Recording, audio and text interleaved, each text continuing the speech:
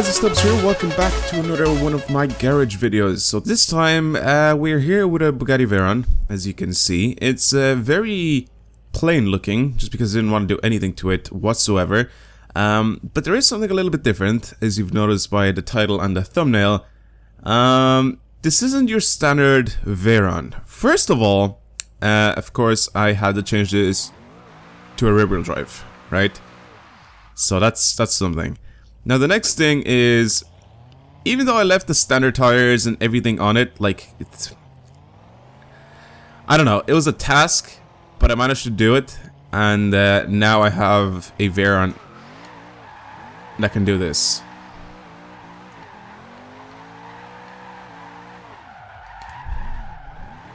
Yes, this is my Bugatti Veyron Super Sport drift car.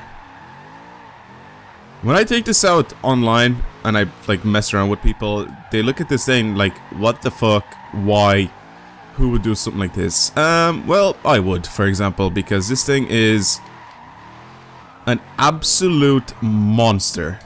I love this thing. It's just something that you won't see as a drift car, and that's why I really like it, you know? And it's not hard to drift at all. It's as easy as any other car to get sliding. But one of the really cool things about this thing is that it has so much power. I'll clip the thing a bit there, it's fine. It has so much power that it doesn't matter what sort of corner you're at, you can take that corner. Like, just keep it in a certain gear and just go to town. I sort of spun out there and I tried to save it and do something else. Well, I guess I didn't completely spin out, but yeah, I tried to save it there for a little bit. I think I gave it just a little bit too much power, but it is a Veyron drift car, and it's definitely not something that you'd be able to sort of just whip up really quickly. I mean, obviously you have to change this into a rear-wheel drive. Now I'll show you guys the setup that I have on it now. I mean, I haven't done like anything crazy to this thing. Like, as you can see, the camber and all that sort of stuff, it's just very mild tuning, and I even left like everything else standard except for the differential, so it's not really that difficult to actually get one of these things to drift, to be completely honest. Not as it's not easy to obviously get used to it because it has a ton of horsepower, but I made it so the back wheels sort of give it like a really good amount of grip as well for a drift car.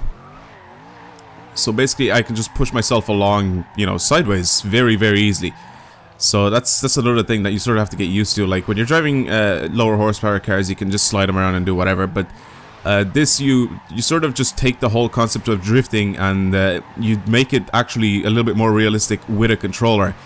Because that's basically what drifting is. You use the back tires to basically push yourself along, and you with the front you basically just steer. But you're obviously doing it when you're sideways. But like, the whole like process of drifting is just a little bit more, weirdly enough, more realistic with this thing. You know, you sort of use the really fat back tires to just push you along, and since I am drifting with a controller, it's a little bit more, I guess, realistic now with this. But it is an amazing drift car. It's definitely not something that you'd expect to be like insanely good, but it's very good, and I'm actually thinking about doing another tune for this for drifting, but a little bit more sort of extreme, I guess you could say. A little bit more like my other tunes, you know, give it a lot more camber, mess around with the caster a little bit more, everything to do with the suspension, maybe mess around with that a little bit as well, just so I can sort of get it to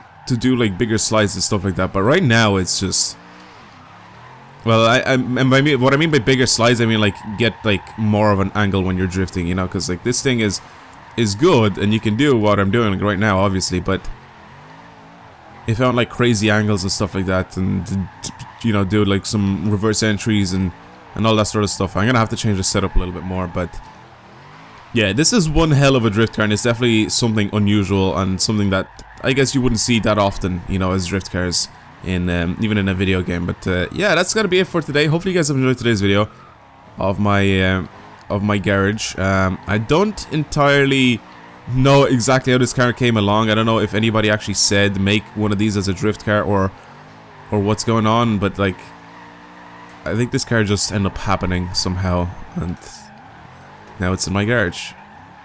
And I use it for drifting. I absolutely love the power output of this. It's just insane. You slide it around and you just stick it in a gear and just go. Like, stick it in 5th gear. And you can get such huge slides. It's awesome. It's just so fucking epic.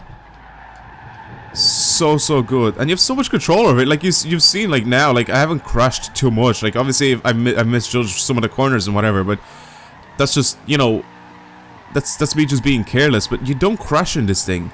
It's just impossible to crash unless you, like, really want to. It's when you have, like, when you sort of concentrate and you do what you're supposed to be doing, you just don't end up crashing in this. But it's really fun to drive, and it's definitely something unusual. So hopefully you guys have enjoyed today's video. If you did, make sure you give it a thumbs up, and yeah, I'll be bringing out another video hopefully very soon of some unusual stuff that's in my garage, basically showing you guys crazy drift cars or drag cars or just crazy swaps in general. Yeah, thank you guys for watching today's video, and I'll talk to you guys later. Goodbye.